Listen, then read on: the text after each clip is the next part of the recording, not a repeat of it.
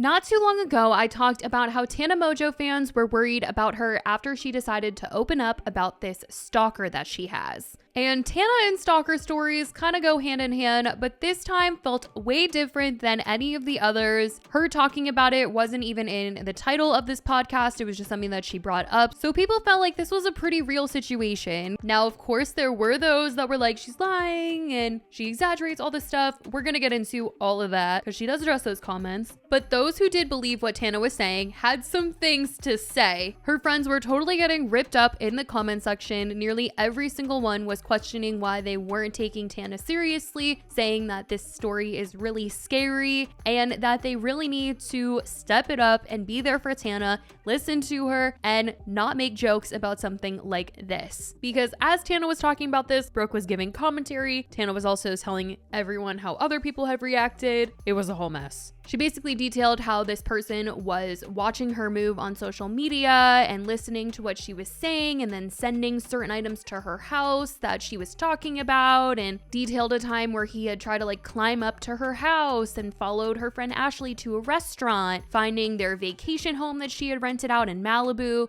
It's just so scary to think about this stuff even happening. And the way that he'll just send photos of Ashley at that restaurant, and she said that he got a drone to take pictures of the Airbnb that they were at in Malibu. That is just what is that? What's wrong with people? But in the episode that she was talking about all of this, people didn't really love what Brooke was saying in response to her detailing the story. And Tana was talking about a time where the stalker had dropped something off at the house and everyone was trying to make a joke about it, but she was really scared.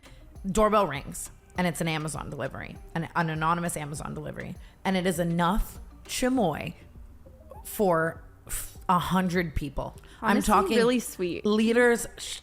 Everyone makes that joke and it makes me sick. Hunter was Tana, you might be the one. Not funny, but no, I'm not even kidding you. It's 25 bottles of chamoy this big, and I'm sitting there and that's why you're so much different than me, because I would have been oh.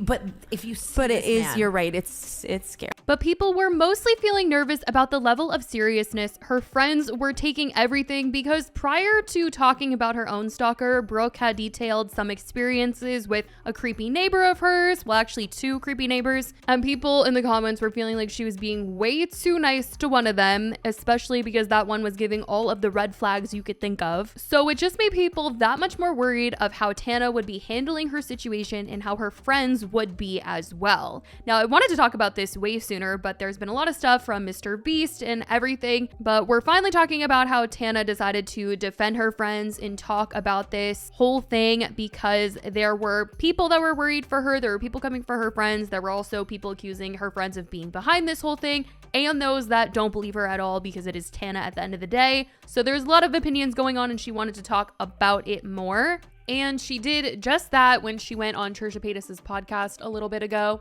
Trisha also just wanted to talk about it because she seemed concerned that nobody was really taking it seriously. And she said that she's dealt with a stalker before, and so she wanted to just really know where Tana was at with this whole thing. But in this episode, Tana talked about how her friends and her do say jokes to get through certain situations. They are taking it serious. They're scared too. And she also understands why some of the public wouldn't take her seriously given her history of story times and being dramatic. It's a real stalker, but people take it very lightly around you. Well, Is it because you have so many? Is it because you make light of it? I've had 2 in my life where I was genuinely afraid for my life. But obviously I made so many story times about it. I am very dramatic as well. So I think that makes the majority of people take everything I say with a grain of salt. And I do think even just people around me, my friends and I, are always going to be the type to make a joke out of a serious situation. So that's what I would accredit my friends and I joking about it too. That's just how we get through it. You know what I mean? She said this person came from her OnlyFans and messages her every day. And she currently has security, but it is extremely expensive and she would love to not have to need security.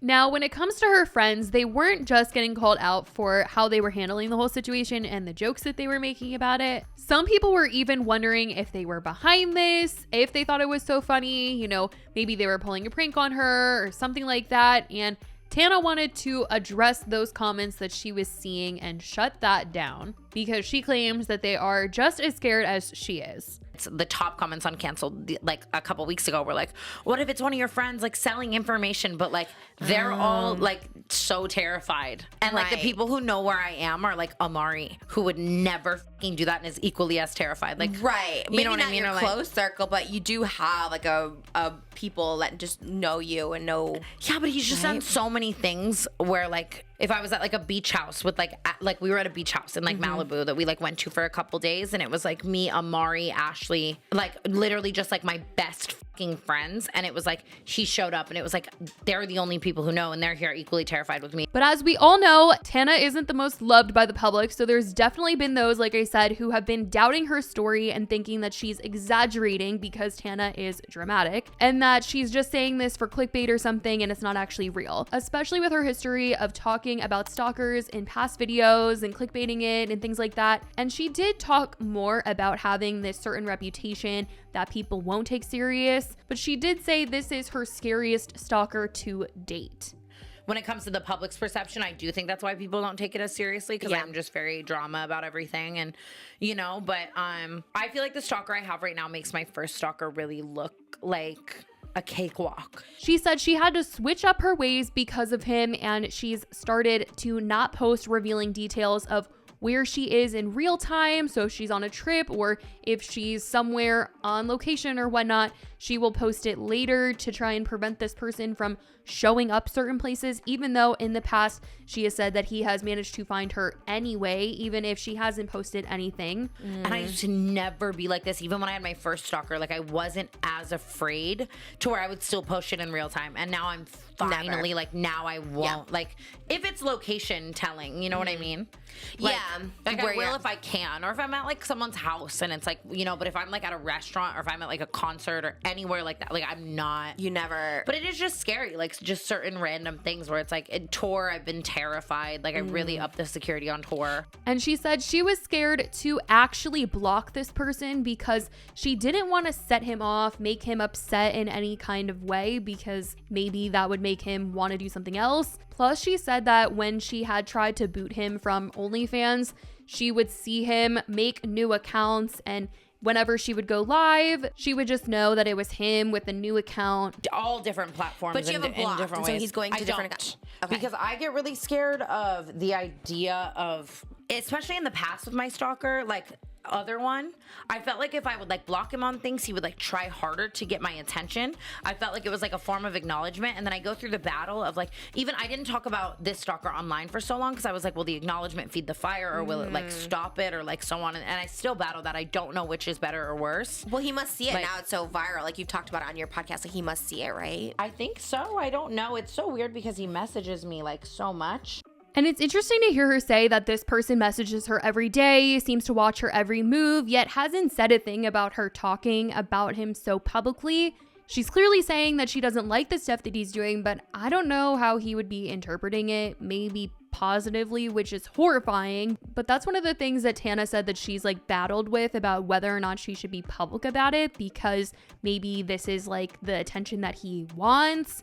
But it's just weird. I feel like maybe he isn't watching her YouTube content and he's only looking at her photos like on Instagram and on OnlyFans, and that's all that he sees, because I feel like he would bring it up. He seems to like bring up, at least with the messages that she's shared publicly, that he does seem to bring up the things that she's posting on Instagram and OnlyFans in their DMs, but not videos. So that's what just makes me feel like he's not actually watching her YouTube videos or like sitting through a whole podcast and is just looking at her through photos and things like that, because I feel like he would maybe bring it up, since he seems to bring up everything else, like her Halloween costume and where she is and her house and her address and stuff. I just feel like he would be bringing up every little thing, but I don't know, you guys. The whole thing is just freaking horrifying, scary. Ugh. But that is what she had to say on Trisha's podcast about her stalker and how she kind of wanted to clear up how her friends feel about him and that they aren't in on it or anything like that. But what do you guys think about all of this? The fact that people think her friends are too chill, the fact that some think they're behind it, and that some people think this is just another stalker story from Tana. Let me know all your thoughts in the comments. I love you guys so much, and I will talk to you in the next video. Bye, guys.